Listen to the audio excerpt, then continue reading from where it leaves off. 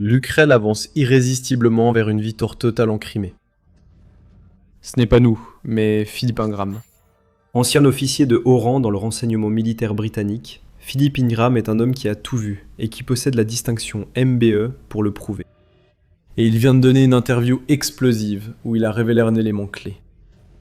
Un événement majeur a lieu en Crimée, que Poutine ne parvient pas à stopper. La boule de neige a commencé à dévaler la pente il y a des mois. Maintenant, elle se transforme en avalanche qui va dérussifier la Crimée et relâcher l'emprise de Poutine sur la péninsule.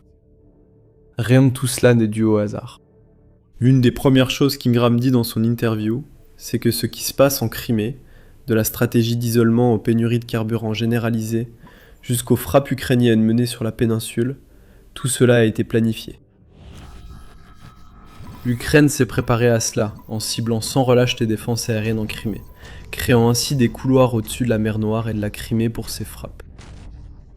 Si l'on regarde ce qui s'est passé lorsque l'Ukraine a obtenu pour la première fois l'autorisation d'utiliser ses armes à plus longue portée, qu'a-t-elle fait ? Demande Ingram de façon rhétorique. Elle a commencé à attaquer les capacités de défense aérienne russes. Ces attaques ont eu lieu en Crimée et en Russie, tandis que l'Ukraine démantelait systématiquement les défenses aériennes. C'était la première étape de la libération de la Crimée, préparant ce que nous voyons en 2026. Ces attaques se sont intensifiées durant les 2 premiers mois de l'année. En janvier et février, l'Ukraine a mené entre 20 et 25 frappes par mois contre les moyens de défense aérienne en Crimée, selon les rapports de l'ACLED, la base de données sur les lieux et événements de conflits armés. Des systèmes, radars et dépôts ont été détruits par les drones ukrainiens, libérant l'espace aérien pour la suite. ACLED souligne que l'Ukraine n'a pas arrêté la première phase, en passant à la deuxième. L'une se fond dans l'autre, alors que l'Ukraine continue de détruire les défenses aériennes qui restent en Crimée. Nous l'avons vu le 1er août, lorsque la Nouvelle Voix de l'Ukraine a rapporté que des frappes ukrainiennes avaient provoqué des incendies sur des positions de défense aérienne et de guerre électronique, ou GE, dans le principal port de Crimée, Sébastopol. Ce port, ancien abri de la flotte de la mer Noire, avant que les navires de guerre russes ne soient contraints de s'éloigner le plus possible de l'Ukraine, est plus facile à frapper, grâce à la façon dont l'Ukraine a mené la première phase de sa stratégie. Le chevauchement entre cette phase et la suivante, c'est simple. La deuxième phase, c'est l'isolement. Cela se poursuit, mais la victoire clé de l'Ukraine ici, c'est que l'isolement empêche la Russie d'envoyer plus de défenses aériennes en Crimée pour remplacer celles qu'elle perd. Cela rend les défenses de la Crimée limitées, vulnérables. Chaque radar, chaque système et chaque dispositif de guerre électronique que l'Ukraine détruit rapproche désormais l'Ukraine de son objectif ultime de dérussifier toute la péninsule. Supprimer la capacité de la Russie à se protéger, comme le dit Ingram, et des opportunités s'ouvrent. Et l'Ukraine a vraiment saisi les opportunités qu'elle s'est créées.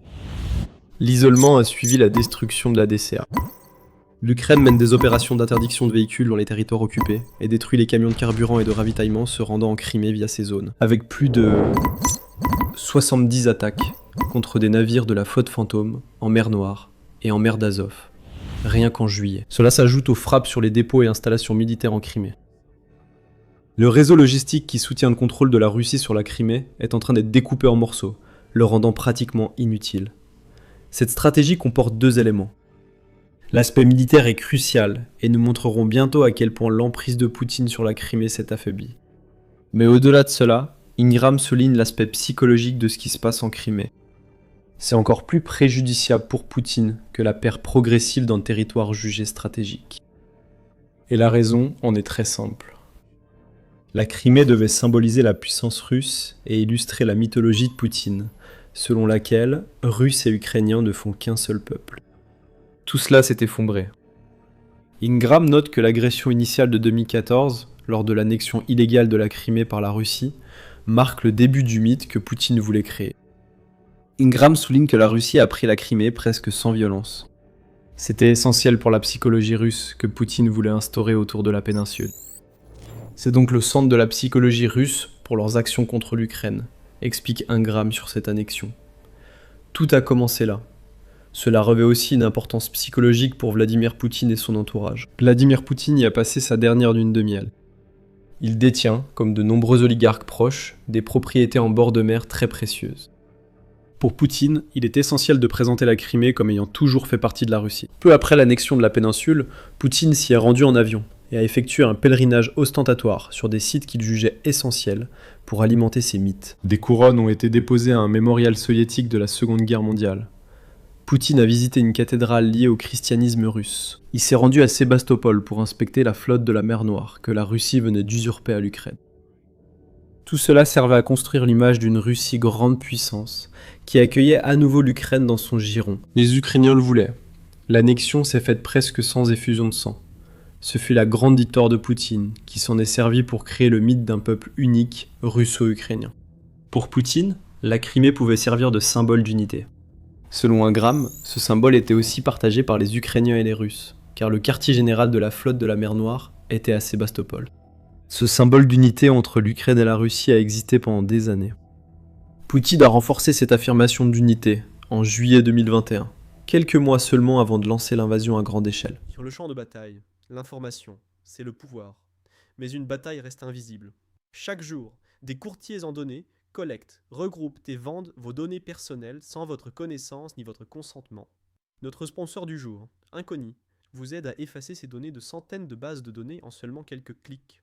Vos données personnelles et familiales, comme adresse et téléphone, pourraient être en ligne sans que vous le sachiez. Cela peut entraîner des appels indésirables, des arnaques et des vols d'identité. C'est dangereux pour vous et votre famille. C'est pourquoi j'utilise Inconi. Inconi trouve automatiquement où vos informations personnelles sont exposées et envoie des demandes de suppression en votre nom. Ils ne peuvent pas vous nuire s'ils ne peuvent pas vous trouver. Et avec le forfait illimité, vous pouvez aller encore plus loin. Collez simplement le lien d'un site exposant vos données, et les experts en confidentialité d'Inconi prendront en charge les suppressions personnalisées. Commencer ne prend que quelques minutes, et après une autorisation unique, Inconi s'occupe du plus gros du travail pour vous. Reprenez le contrôle de votre vie privée dès aujourd'hui.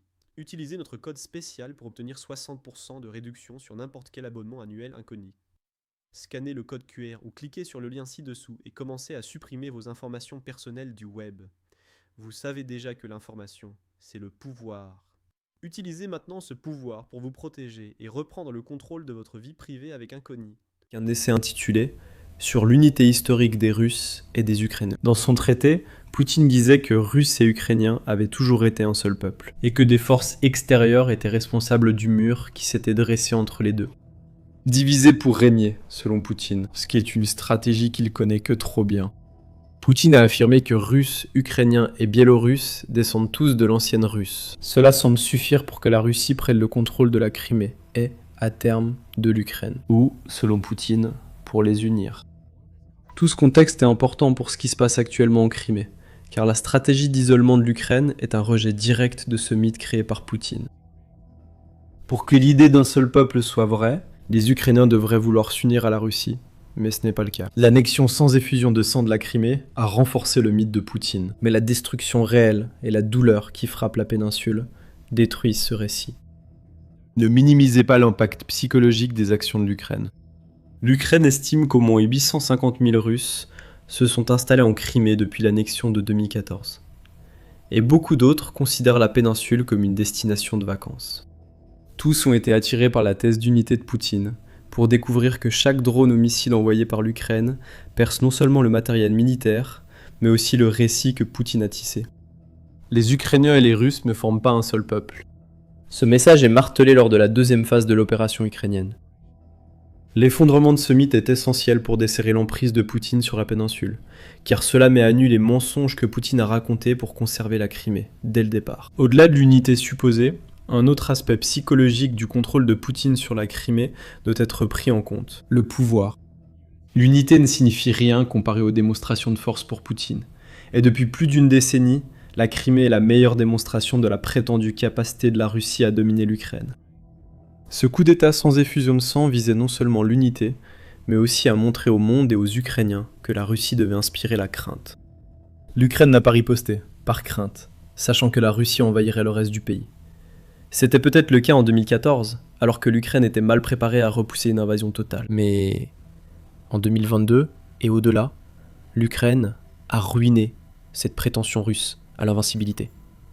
Chaque missile qui vole, ou chaque drone qui frappe en Crimée, offre désormais une contradiction visible entre les prétentions de puissance de Poutine et la réalité sur la péninsule. La mythologie russe est détruite petit à petit par la campagne d'isolement de l'Ukraine, ainsi que par tout ce qu'elle a fait subir à la Crimée. Ingram souligne ce qui est arrivé à la flotte de la mer Noire, car environ 30% de cette flotte a été détruite, et le reste s'est caché. Il souligne les attaques ukrainiennes contre le pont de Kertch, un autre monument à la prétendue puissance russe. Car il relie la Crimée au continent russe. Rien de tout cela n'était censé être possible. La Russie était trop forte, l'Ukraine était trop faible. La Russie voulait faire passer l'annexion de la Crimée pour le début de la réunification avec l'Ukraine. Un retour au jour de gloire de la Russie.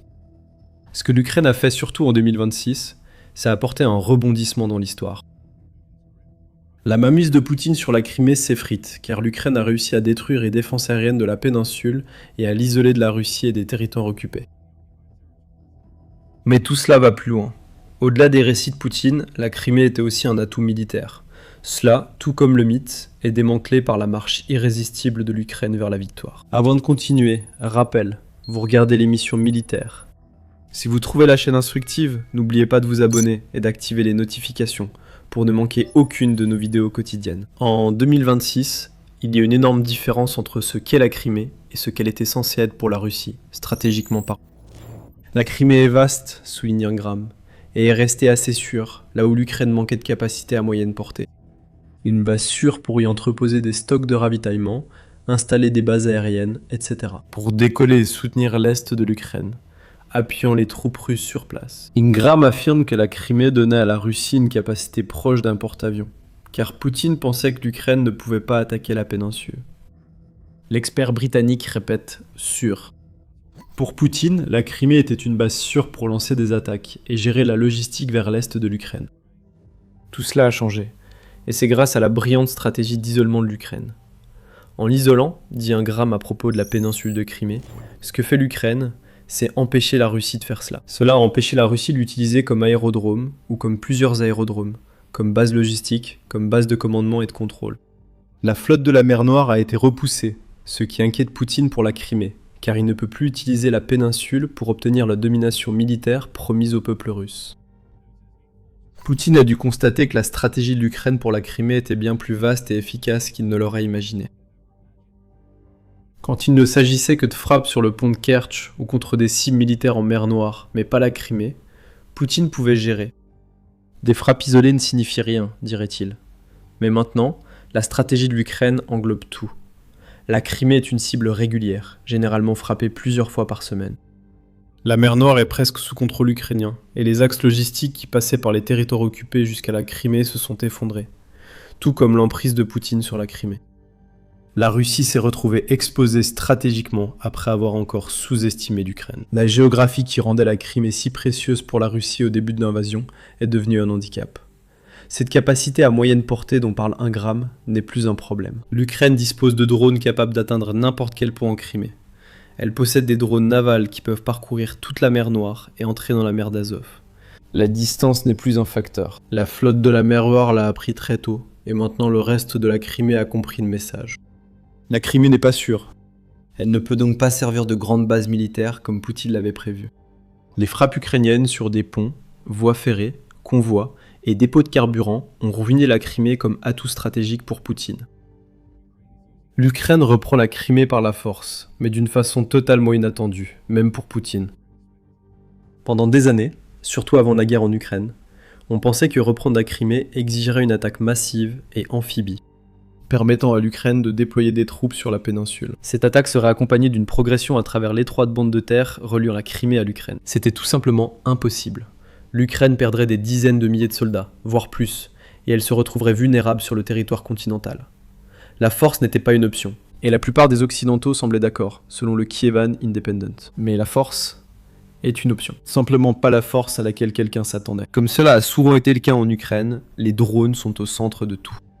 Grâce aux drones, l'Ukraine n'a pas besoin d'envoyer de soldats en Crimée pour desserrer l'emprise de Poutine. Les frappes de drones continuent et leurs effets font le travail de dérussification pour l'Ukraine.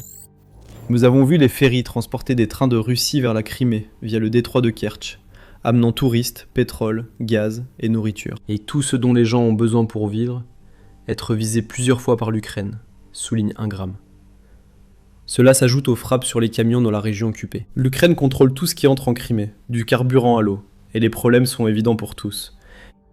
La stratégie d'isolement menée par l'Ukraine a causé une crise du carburant en Crimée, les stations-service étant à sec et les Russes incapables de les réapprovisionner. On peut dire que l'Ukraine exerce un contrôle des feux sur la péninsule, ce qui a été rendu possible grâce à cette focalisation sur la destruction des systèmes de défense aérienne que nous avons mentionnés. Outre le carburant, la nourriture devient aussi un problème. Selon Reuters le 1er août, les occupants russes en Crimée doivent faire la queue pour de la nourriture chaude, suite aux frappes ukrainiennes sur le réseau énergétique de la Crimée, ce qui prive les occupants d'électricité. Des villes entières se retrouvent sans électricité, ni eau, rapporte le New York Times. Parfois, les coupures de courant durent plusieurs jours avant que la Russie rétablisse l'électricité, pour que l'Ukraine frappe à nouveau. L'éclairage nocturne de la péninsule a diminué de 20% en juillet. 1 400 000 habitants de la Crimée d'avant-guerre ont été touchés par les coupures de courant causées par l'Ukraine. C'est tout d'intérêt. Au-delà des symboles et de l'aspect militaire, l'Ukraine fait de la Crimée un enfer pour les personnes que la Russie a installées sur la péninsule.